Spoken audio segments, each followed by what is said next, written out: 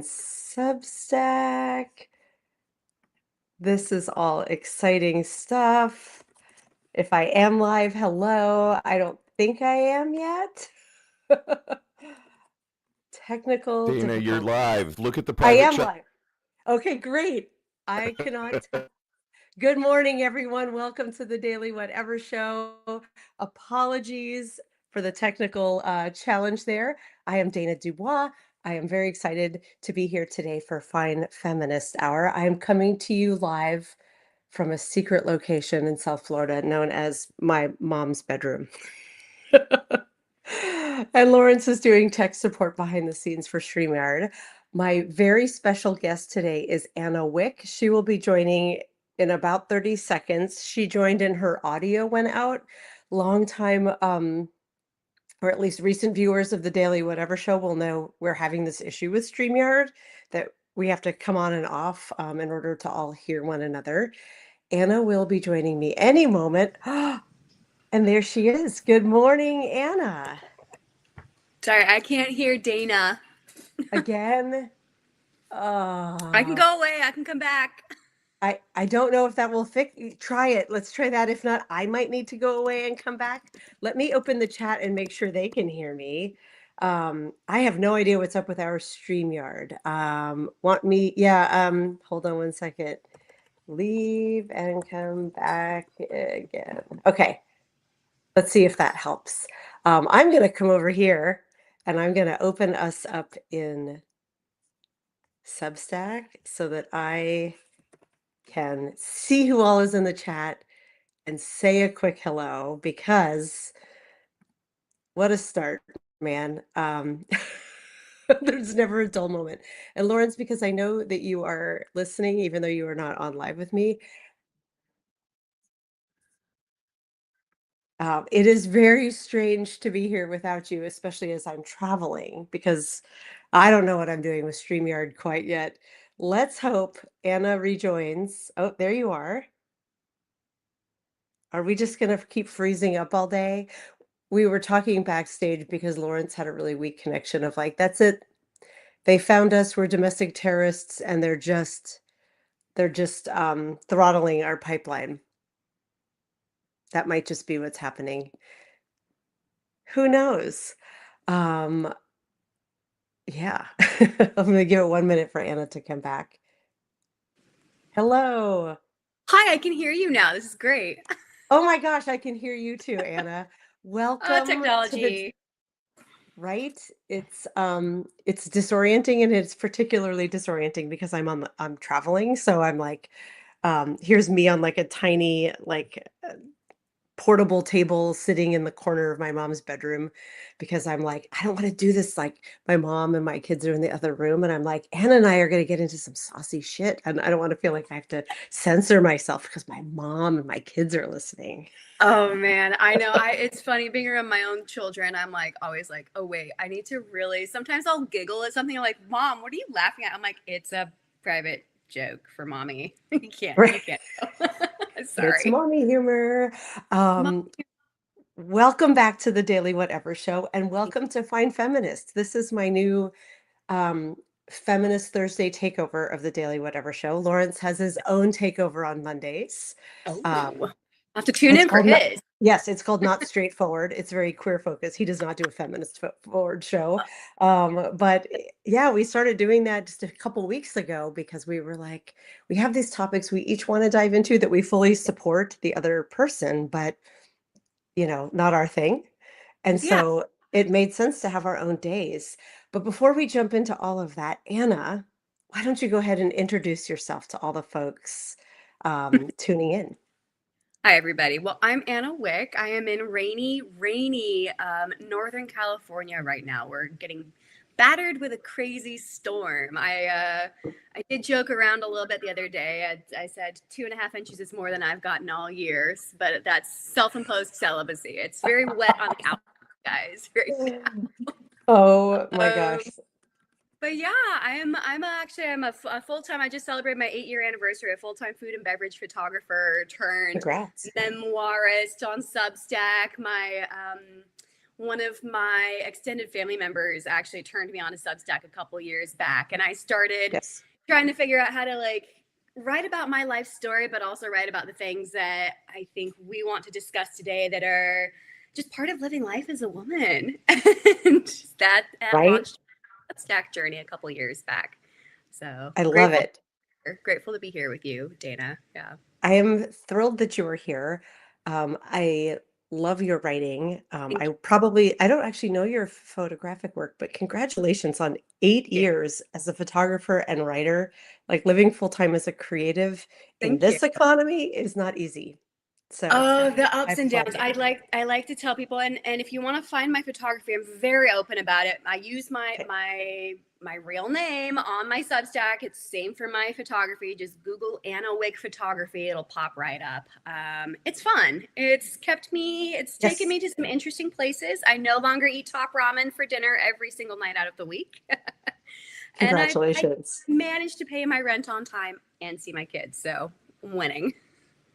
Yeah, that is kind of living the dream. I was actually going to ask you if Anna Wick was your real name, if you were live on the internet with your real name, because it would be such a good nom de plume too, but it I, is your real I name. I love that because it would make a really great like non de plume stage name. I'm like, no, Yes. it really is my name. And so it's I Good get a for lot of you. I'll introduce myself. I'll get teased a lot. They're like, you're John Wick's little sister. I'm like, I had this name before that movie came Right. out. Like, let's go. Long before. Easy Plus, to like spell. it's like it has this, it has a sexual connotation too. Like I don't, Wick to me just sounds sort of I was gonna go lightly phallic. with the revenge theme of like I'm just writing my enemies, I'm gonna deal with them via my Right. pen. But yes, it Right. has a sexual connotation to it, which I'm sure has aided me along the years. Uh, Undoubtedly. I have this is not my real last name. Dana is my real first name, but I am not, I am Dana DuBois everywhere on the internet, but I love it. That's probably smart. yes. I gave up. There was so much evidence of me before I started my Substack again, because I go back to my photography journey and Hmm. getting my Substack journey started. There was a little bit like crossover with that Instagram social media crowd. They've all mostly fallen off. I have a few people who've continued to read my work, who subscribe to her, actually in my area, friends of mine. Oh, And I'm like, okay. I'm thankful that you continue. Some couple of gay men, they love reading all my stuff. A couple of girlfriends that have moved away at this point. I'm like, oh, I appreciate you all so much. But yeah, Right. I just stopped trying to pull over my audience from Instagram, and Yeah. it's been messy. But I'm kind of just focusing on Substack for Substack, and my Yes. Instagram, my business photography at this point. So I'm like, it's living these two separate like identities. But Right. am I really? Right. I'm sure they cross over some, and this They do is part of being a woman on the internet or a woman living out loud, I guess. that part. And yes, it is. The word Madonna whore is what came to mind, and that's not quite it. The professional and the Yeah. personal, the duality of it, and that's one of the topics I really want to dive into because you're a beautiful writer, you do Thank you. great work, and also you are audacious on Substack about being a very attractive and sexual woman, which Yeah. my I think it's because of the Daily Whatever show that my content skews toward very political content creators, and so I have all of these very serious, earnest voices, and I'm like, "Where are all the sexy, like, women being audacious online?" With this show, I'm hoping to find, more of them because I'm always I always wanna hear women's points of view, and I'm very interested in women, um, I'm just gonna keep calling it living out loud. My personal Substack apart from the Daily Whatever show is I write out loud, and Oh, it's this idea yeah, it's this idea of, like, I am showing up, yeah. and you are a living proof of that, but there's such a duality to it, and that's something I would love to dive into and explore with you of, like, how do you get taken seriously for your words, Yeah. when you know that it's your physicality sometimes that's bringing folks in, but when they're both equally you, right? Oh my gosh, it's such a fine line to walk, and one that I have Yes. walked. And again, just I love the living out loud, writing out Mhm. loud concept of whatever we do as women, we will be judged for by somebody, no matter what. No matter how perfectly we walked Yes. that line, no matter how wide the steps were that we took or narrow, they don't care. Oh, Someone's gonna judge us at the end of the yes. day. And I part of my story that's so inherent to my writing work, right? I could Yeah. say maybe, and definitely has worked into how I live my life out loud here in Yeah. Sacramento. Is I grew up in the purity culture movement. I grew up Okay. being sexually objectified on one hand, where I'm like, was handed turtlenecks. I just wrote something where I said I was handed turtlenecks instead of therapy after a very traumatic, incident involving a family member. And it sexualized me in the wrong ways. It made me view my body as being Yes. like shameful sexual. I saved Right. myself for marriage. It's a big, big part of my story. It's a big part of my memoir work that I'm writing on right now. Um, Yes. and a big part of my memoir work has been making peace with the fact that 16 years ago, I did save myself as a virgin on my wedding night, married Mhm. someone, didn't have sex with anybody else for 4.5 years, I think almost like 5 years. Divorced for a wide variety of things I talk about again on my Substack, the whole Yes. journey's there.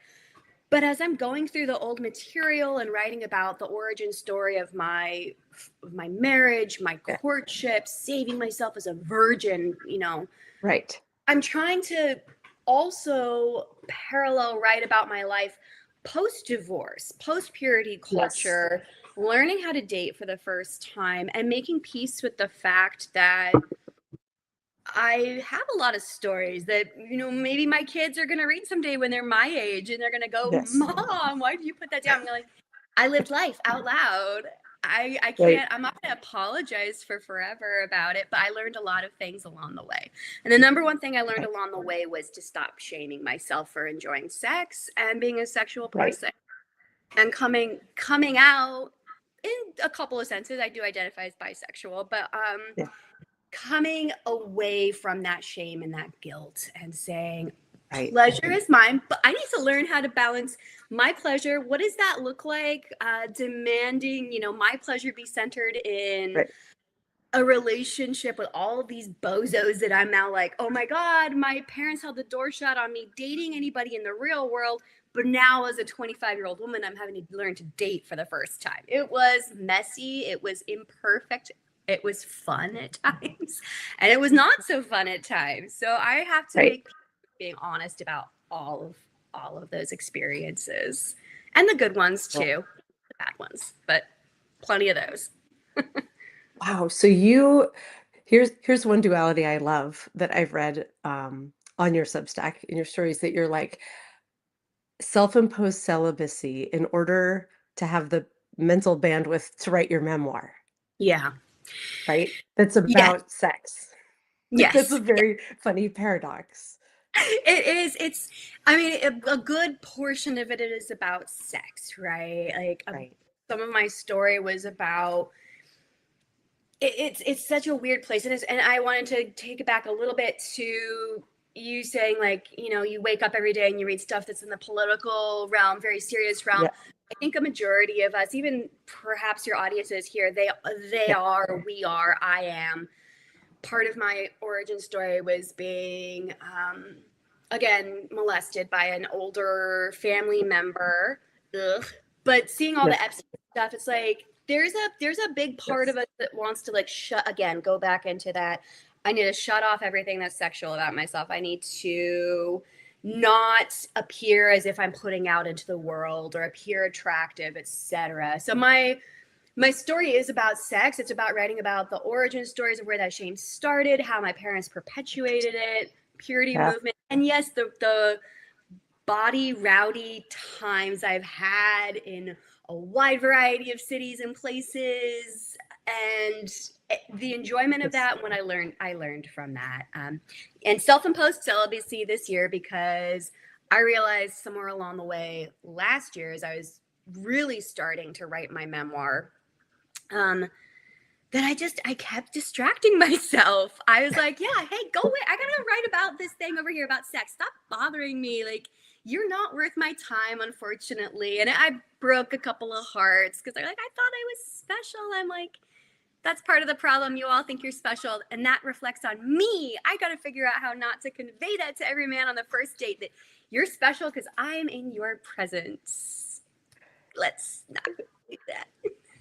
That is, So some serious wow, that's, self-reflection happened, and I was like, I think I'm the problem. I think I need to literally just sit in a corner with my pen and write. I'm joking. I'm not quite doing that, but right. Oh, but that's really, really interesting and really antithetical to what I've seen in dating culture. So if I'm hearing you correctly and reading it, because I have read this some in one of your essays, your problem was you would start sleeping with men or a man, and he yeah, would assume we're in a relationship where you were like, no, I don't want that right now. I just yeah, am. So super interesting because that's very different from what my lived experience has been, which has been the opposite of like, well, I'm looking for a relationship, and dude's like, and they're like, oh, why? and No. how much of that that feels like another way in which women lose, right? That we're So always we're uh, losing both ways. it's maybe that's not just a woman thing either. Maybe that's every gender, everyone is just battling the whatever you're trying to get, the other person is on the other side of it. Well, I learned in all my self-reflection, Yeah.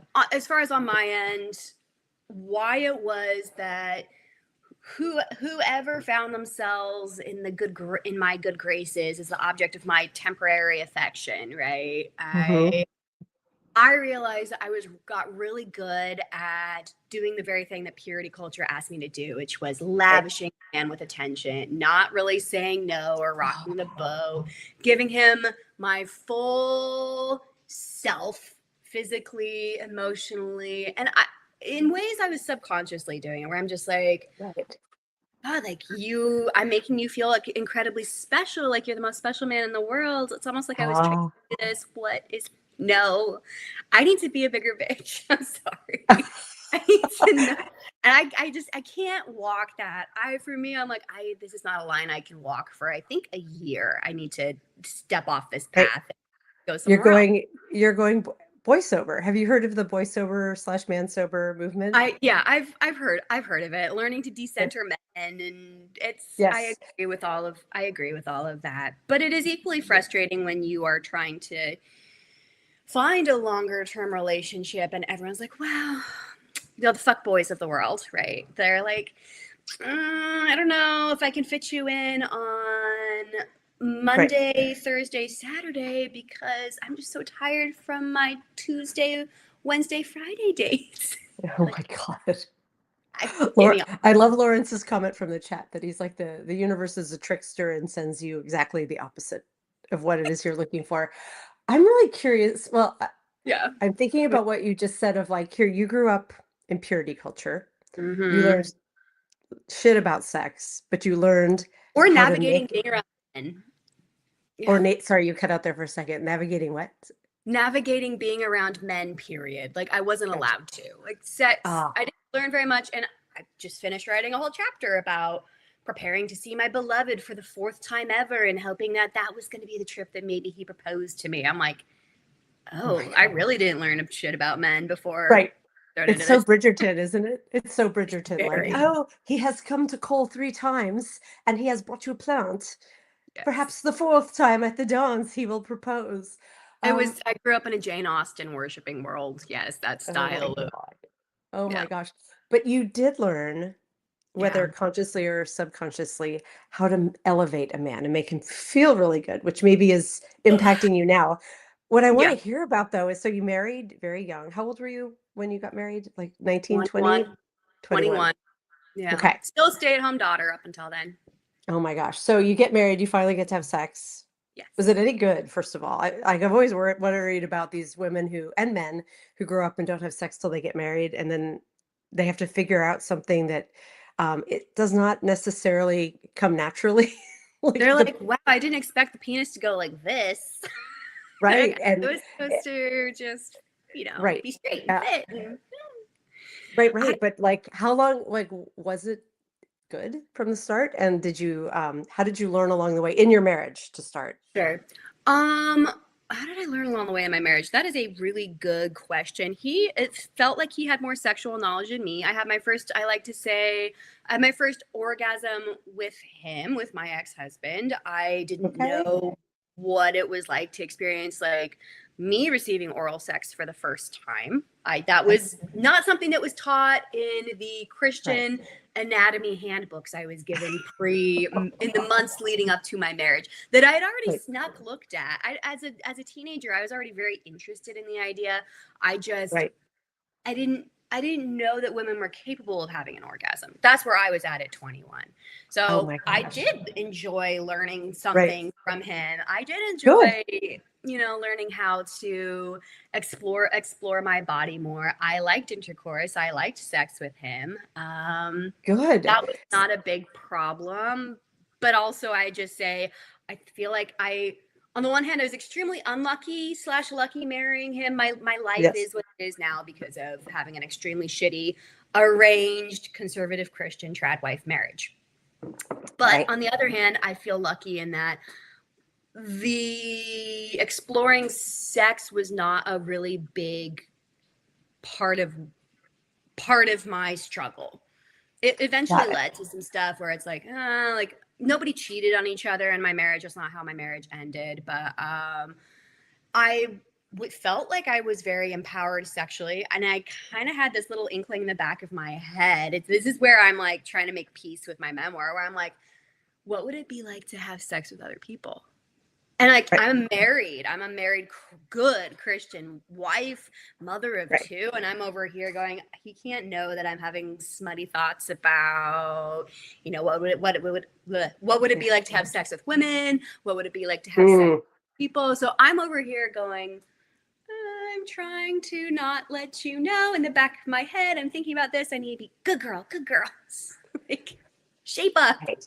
It's so interesting. There's only like one way for a woman to be in that There culture and is. when married. And a receptor for him mostly. Oh, I'm like, I mean, thanks for the orgasm occasionally, buddy, but like all I learned was to be a spiritual, physical receptacle for you. Great. Like That that's word is so clinical, receptacle. yeah, but I mean that's Oh, I think what a lot of women are yeah. given a fairly blasé sex ed, which is like, you know what? You just lay there and take it. And Right. don't ask for much. So, how did I come out of that? Not well. Like when I started dating right off the bat, Right. had a lot of learning to do.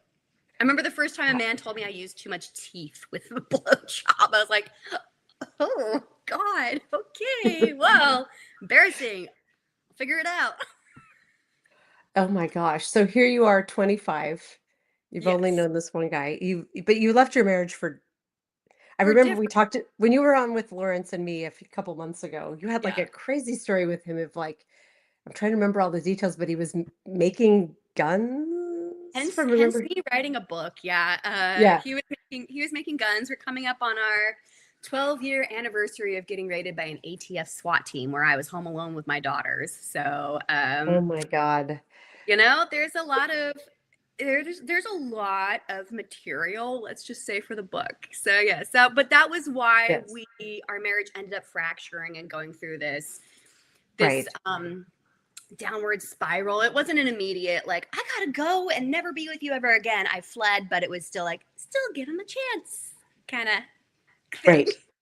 Well, because that was all you knew, That was all right? I knew. I didn't have any clearly no dating experience. Add to the top of that, no college degree, was held back from college, no work Right. experience, held back from working.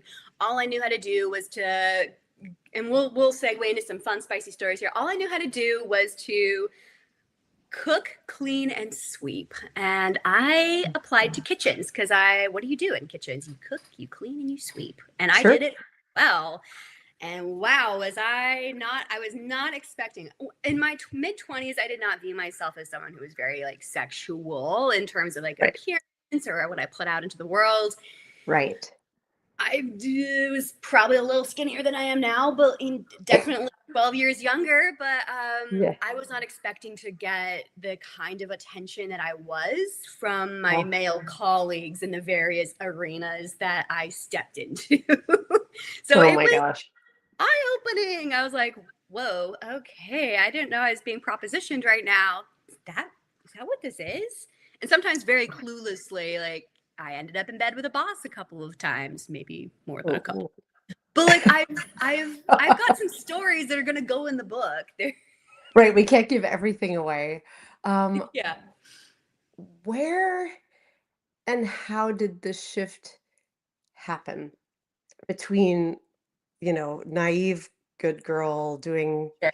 your Christian duty, your marriage falls apart for these reasons that are Yeah. pretty understandable, and then Yeah. here you are trying to make your way in the world as a mid-20s mom.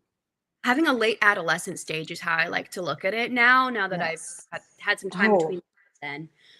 Because I didn't go to college, I didn't have wild party days, and a right, bunch of my friends are like, at 14, I was giving blowjobs and dropping ass, and I'm like, right, okay, that was not me. And I'm talking male friends are saying that.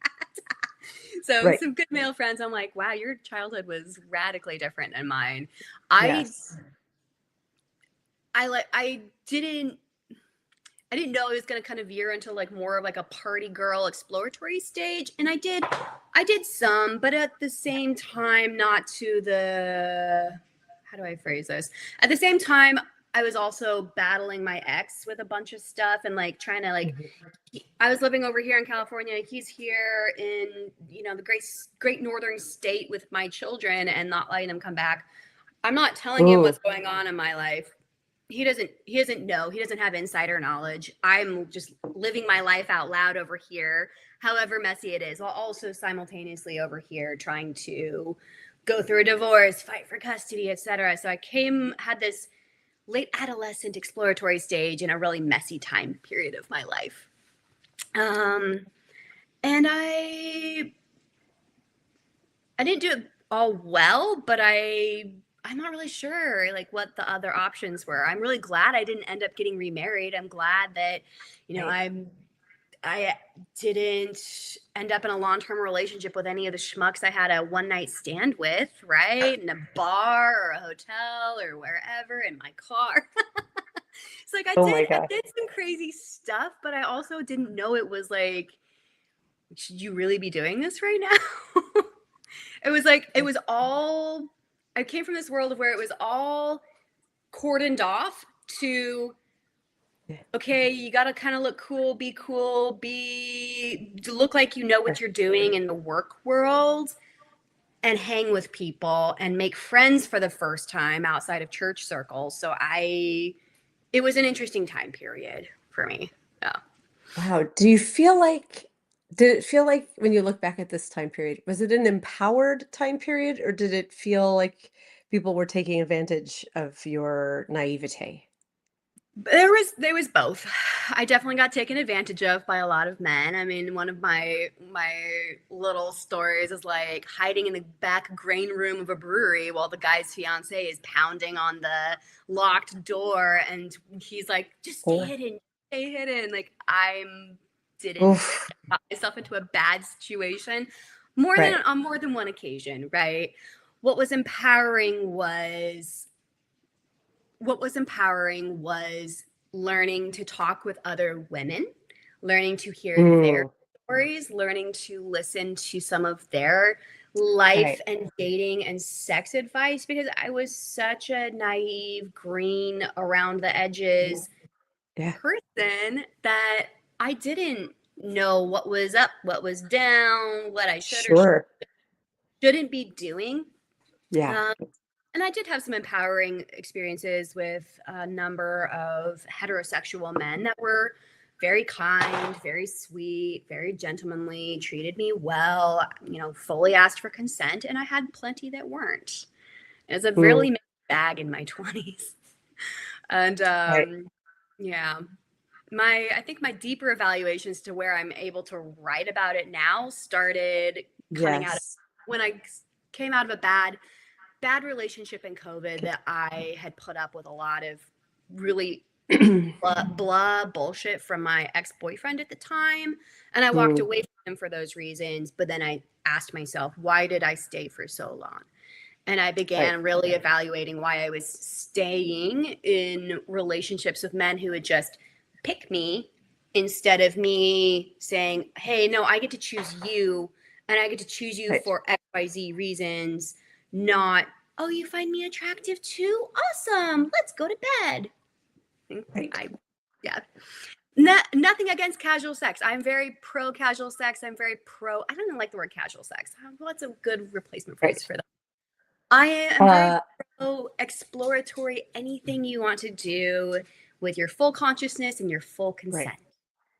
Yes. Any style of explore of sex you want to have, go for it. I like that you're clarifying that Sensual. from casual. The word Yeah. casual bothers me.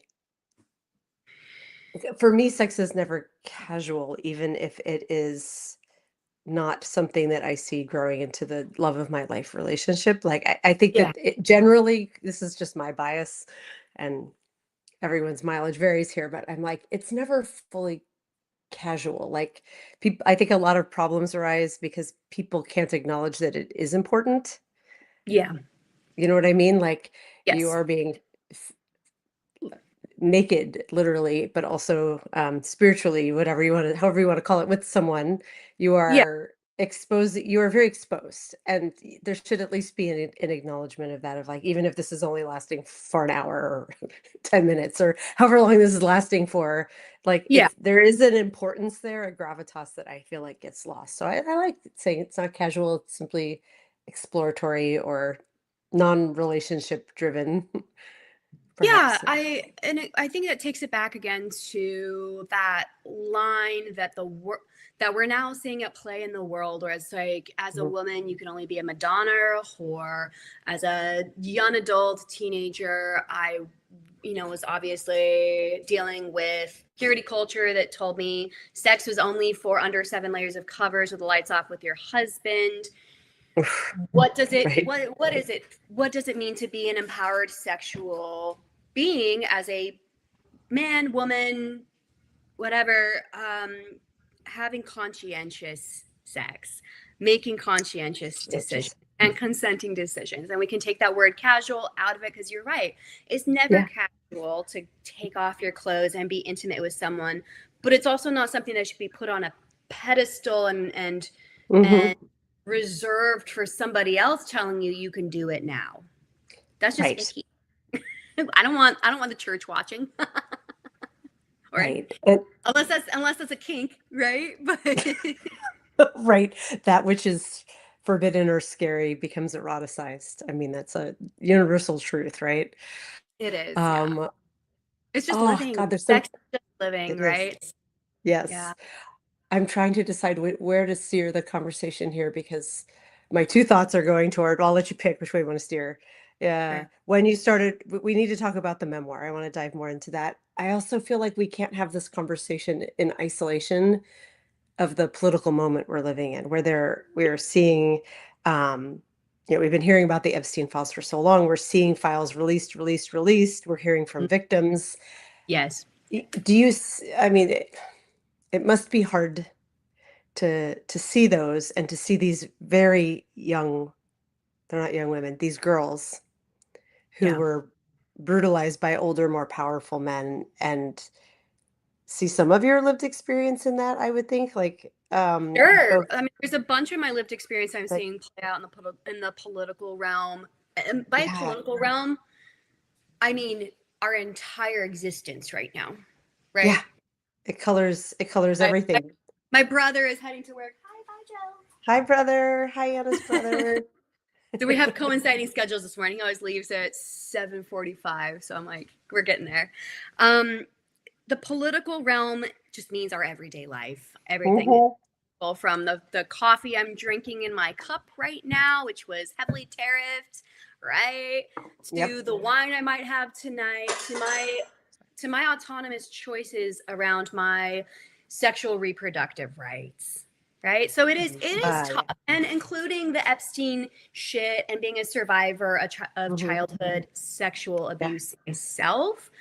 It's been Yes. tough. When I say I pull back from wanting to date, it is partially driven by men just don't feel safe right now. I don't feel safe putting myself out there sexually.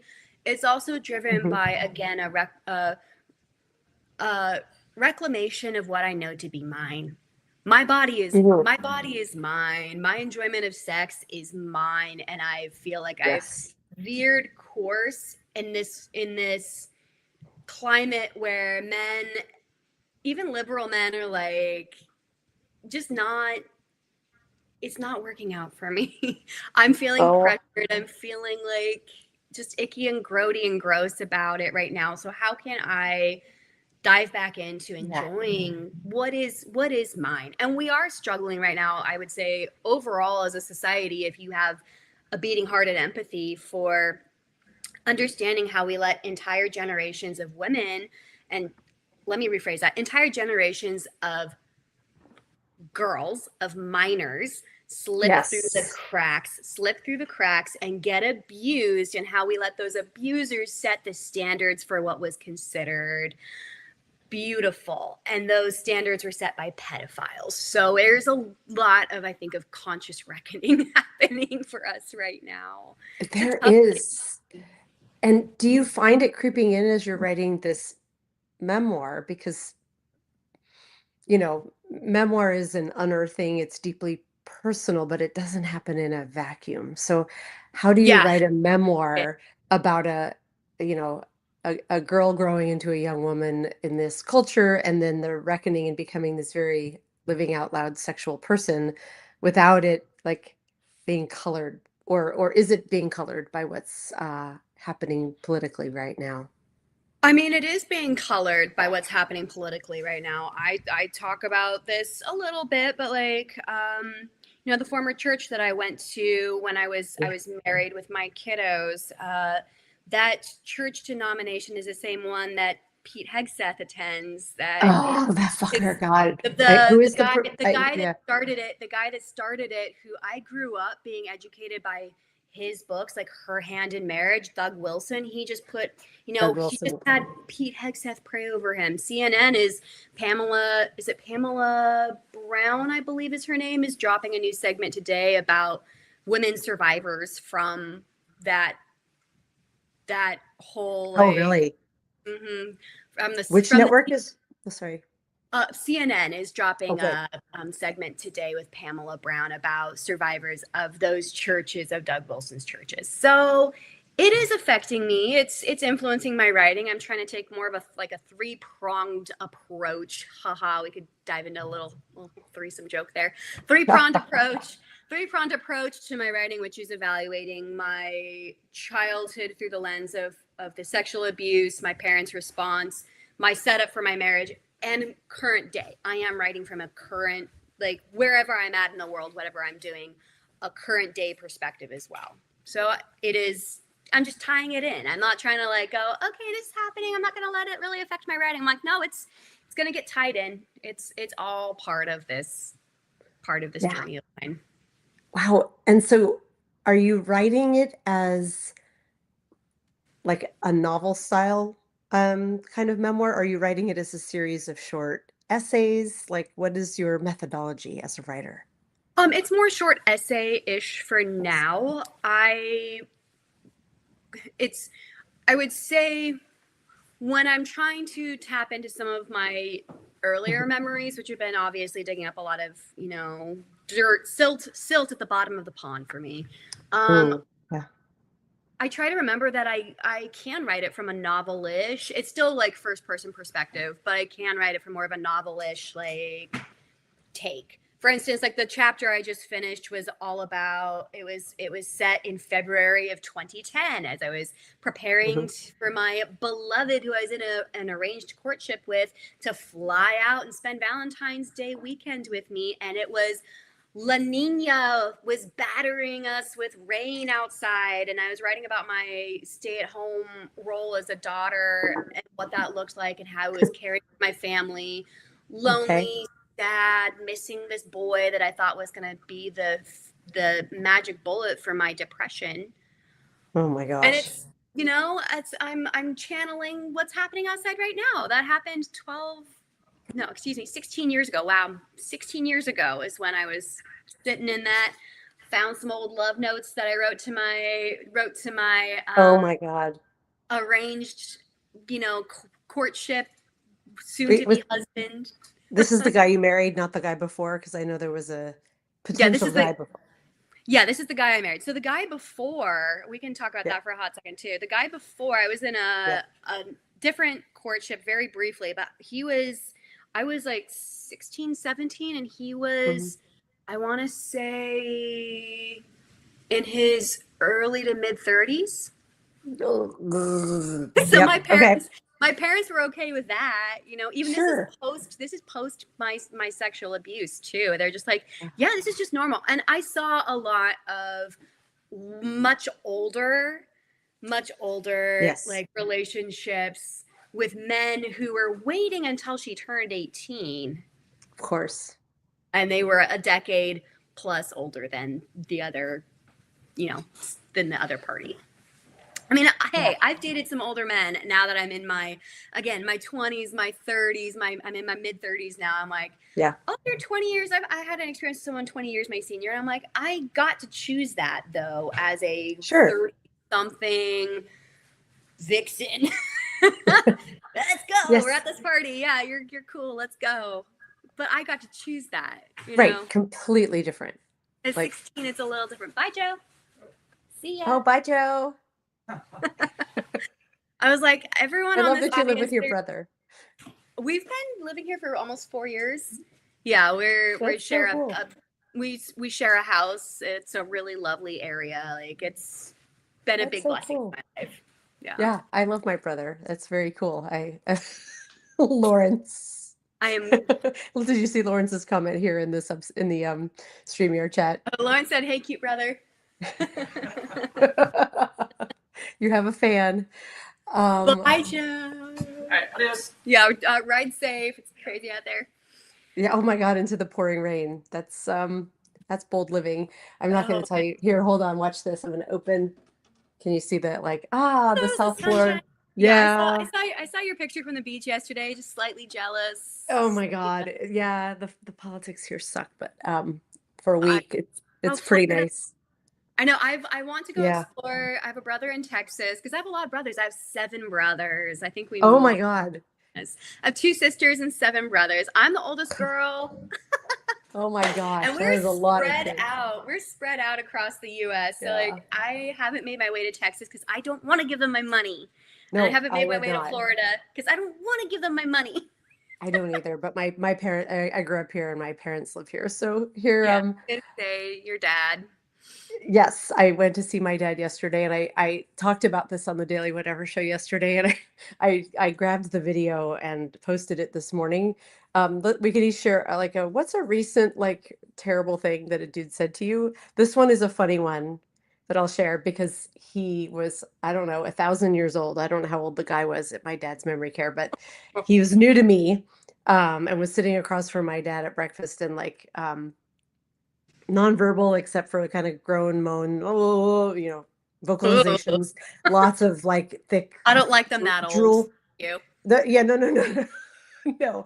But he's drooling. And I used to work with stroke patients and in nursing Yeah. homes, so I'm very comfortable being around older folks. And so I just looked at him and was like, "Oh, hi, I'm Dana. I'm Mitch's daughter," because we're sitting Yeah. at the same table, and that's polite. Yeah. And he just sort of has this vacuous stare, and I'm like, "Okay, so we're not real with it." And I turned back to my dad, and this man who did not say any words except for this the whole time just starts looking pointedly at me and chanting, um, "Big melons, big melons," like over and over again. And my dad had melon on his breakfast plate. So for like a hot second, I'm like, oh, does he want what my dad's eating? And then I'm like, Oh, no, no, no. He's talking about me. And he's Wow. like looking to my dad because we were the Um, only three at this little table, sort of looking to my dad to confirm, like, right? And like, because no one was really paying attention and because of this, where people were positioned, I'm the only person who heard it. And me being me, the feminist killjoy that I am, I at first like sort of, puff up like a cobra, like, what did you just say to me?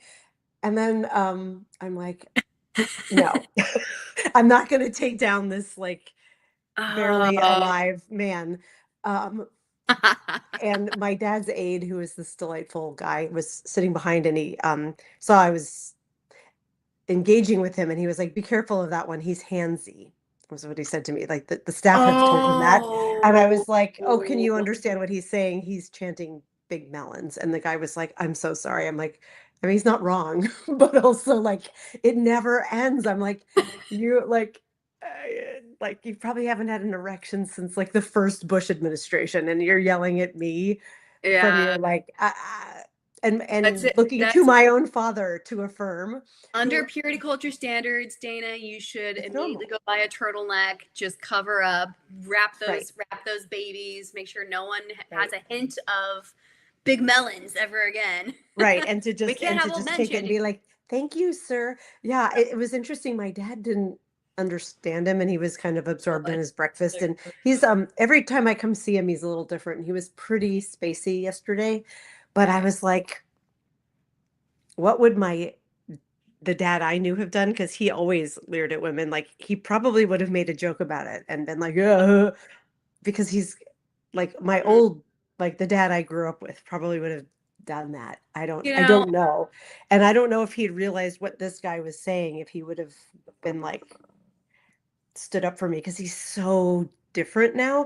And yeah, weirdly, like this is a completely incongruous conversation, but it feels related. He is always, my dad and his late wife were very Republican, very big fans of Trump. Like they voted for him, and the first go around. Obviously, he hasn't voted because he's. You're welcome. We did not give him a ballot, and he's not cognitively intact enough to ask. But out of nowhere, right after this, he's like, Dana, who's the president right now? you're like And I was like, Nixon. I'm not gonna say his name. Like it Yeah, just so like I almost told him, because it was, I usually answer honest questions honestly, but I was like, I don't want to hear about how much my dad loves Trump right now. And sure. also layered on top of it was this like Trump 1.0 sucked, don't get me wrong.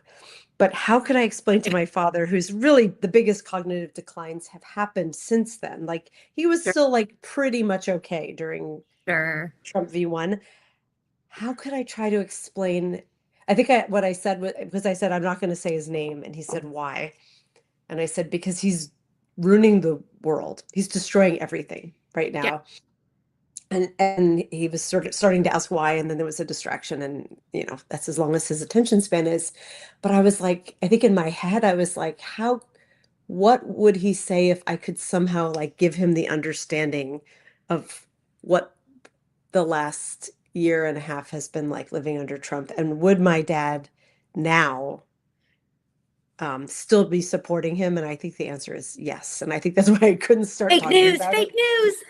Right. And so I'm like, this is probably going to end up being an essay I'm working through right now, because Yeah. whenever I see, I write about him a lot. And I'm like, Yeah. when the guy was yelling big melons, I'm like, well, there's my essay, right?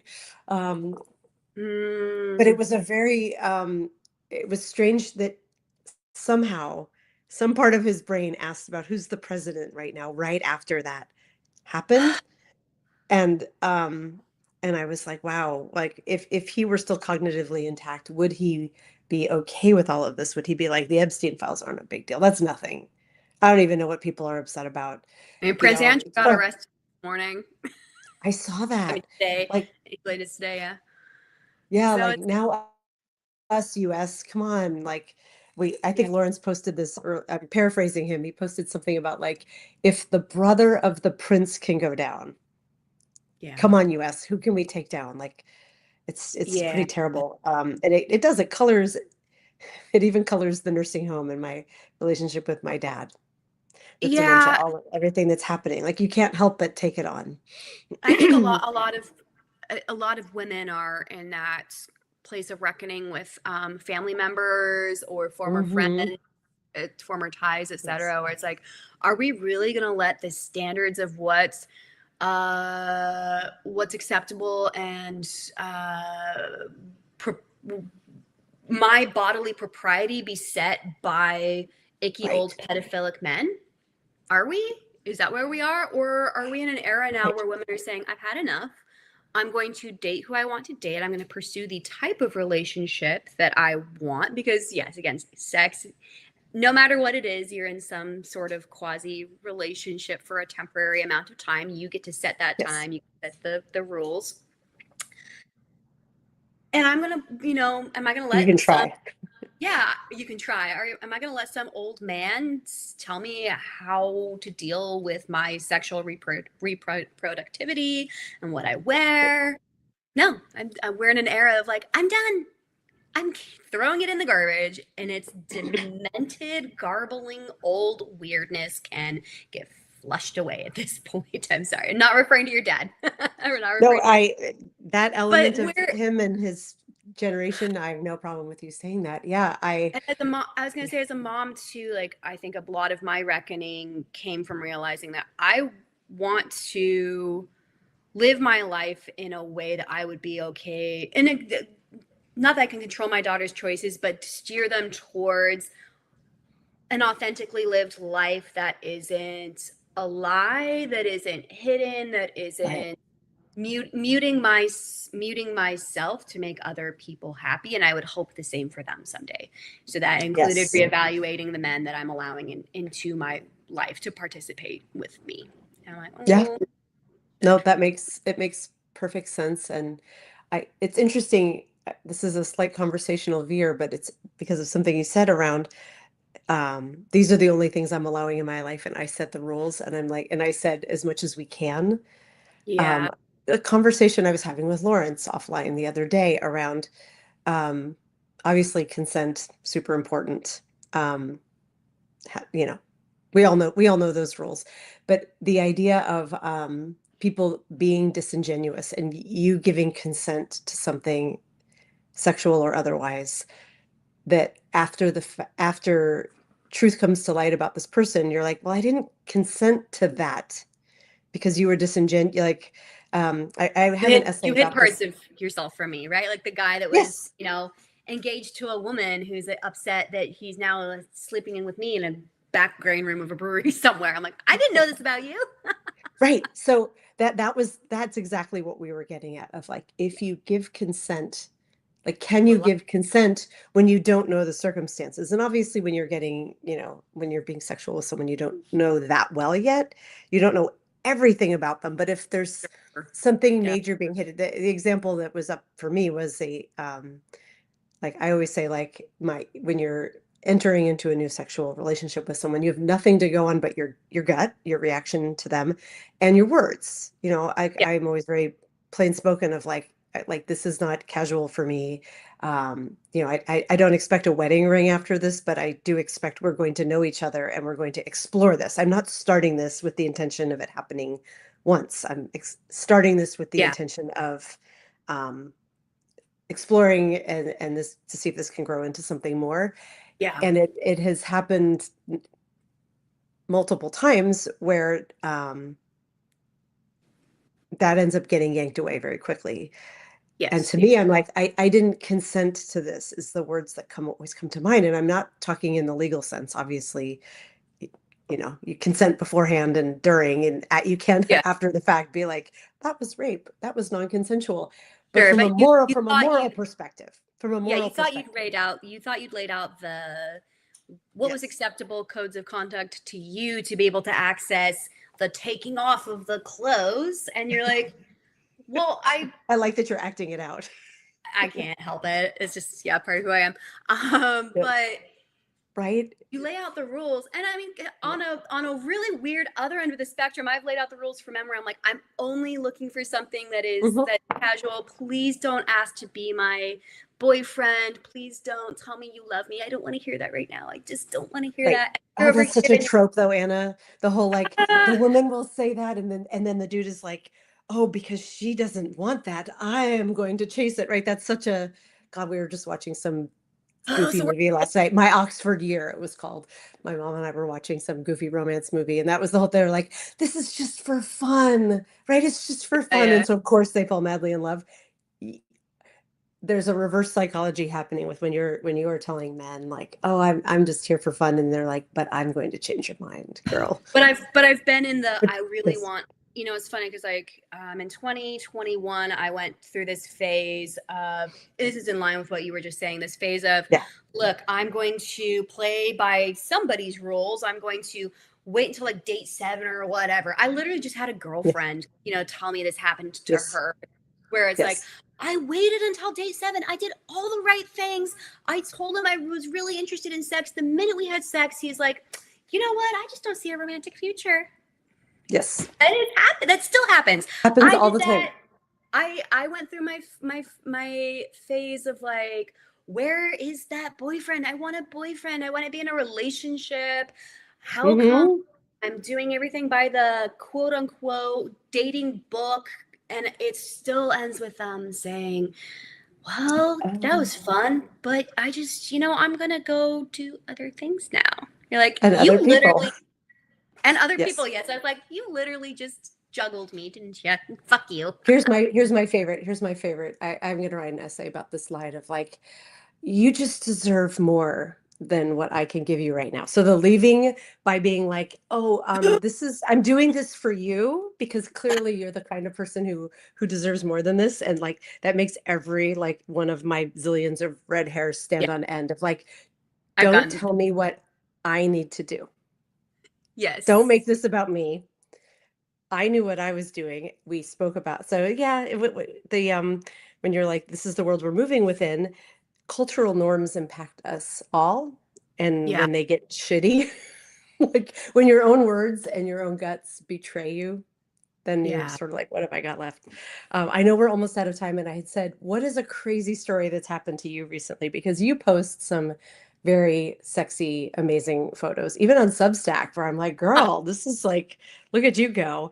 You must get crazy reactions, right? Yeah, crazy story in terms of how people have reacted to my Sure. Just something stuff. about moving through the world as a woman, and you're like, what just happened? Um, I mean, there's still a comment I haven't responded to yet. One of my Substack notes where the guy was Yeah. like, "What's the difference between flirting with someone and hitting on them? Does one involve paying?" And I'm like, "Oh, God, what the fuck? Like, I don't want to educate men right now."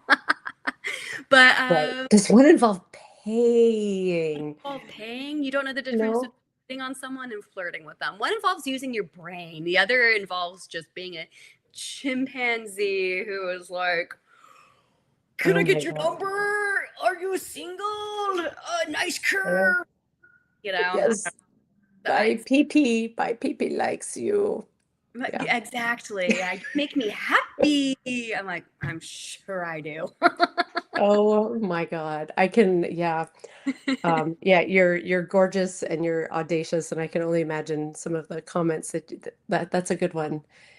Hitting on versus flirting, like fair question. And because I'm a word nerd, I'm like, oh, hitting on even sounds violent, It does sound right? violent. I mean, it is Yeah, it's violent. commonly used like phrase, right, in our Yeah, society. I was just hitting on her, like it was so innocent. You're like, doesn't sound innocent. it doesn't What sound is flirting? innocent.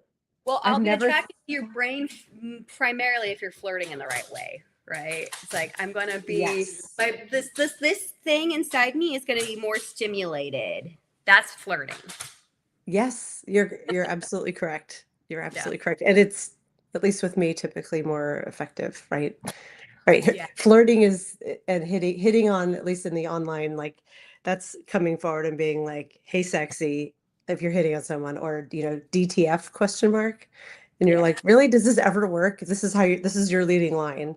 Where yeah, flirting Yeah. might just be like, wow, What a big love book you. your right. Yelling big melons. That Big book. never works. Big No. melons. It doesn't work. Lawrence, if you're out there listening still, I think I need a t-shirt. I do not. Lawrence makes But t-shirts. But yeah, my yeah. crazy my crazy stories this year. I mean, again, since I've taken myself off I can't even say that. Oh my God. Since I have retired my dating for a year, just involved being like, no, you still have a girlfriend. We can't hook up, Right. like dealt with my fair share of that. Still dealing with it. Like it's ongoing. It never Oh my ends. gosh. I mean, that dude, the 90-year-old dude hitting on me only confirms it never ends. Mm-mm. Men who behave badly will continue to behave badly And forever. it's not on us to fix them.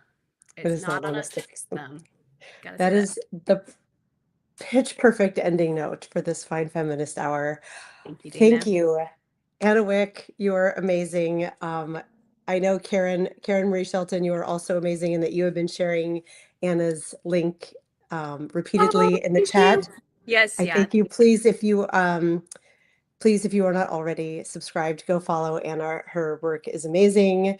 And thank you for tuning in. Lawrence and I will be back tomorrow for Fucked Up Friday. We have Nick Perro joining us. We're going to Ooh. jump into the news of the week. You know what? I might pick preview for my most fucked up thing of the week because I just saw it last night and my eyeballs are still bleeding. Is the photo shoot of RFK Jr. and Kid Rock working out in their jeans. Let's talk about a non-sexual, like that's a big sexual turnoff. Thank you. Thank you for reminding us we are still not sexually attracted to you, RFK Jr. or Kid Rock. My friend Stephanie Drury. I don't know if you follow Stephanie, but she's also grew up in a very conservative Christian environment, and you guys would love each other. She's been on our show a couple times, but she shared the picture. That was where I saw it first, and she said something about like this is part of her like straight person conversion therapy exercise. And I was like, yeah, it's so repulsive. His like RFK's nipples like pointing at you can like it's just so gross. So that might be my fucked up Friday story of the week because and you know that their idea of fitness is like beef tallow. Yeah, Go eat beef and pump weights. I'm sure they fry their raw milk in beef tallow. Oh my God. Oh, they take a shot of each and then they just go out and start like trying to sexually harass women, and that's a day. Yeah, there's a whole subplot story with RFK Jr. and that affair. That's a whole nother podcast for a whole nother time. But yeah. It is. Please come back. We will have that podcast another time. Thank Thank you, you Dana. all so Lauren. much for joining. Enjoy the Bye. rest of your day. Love you, mean it. Bye, everybody.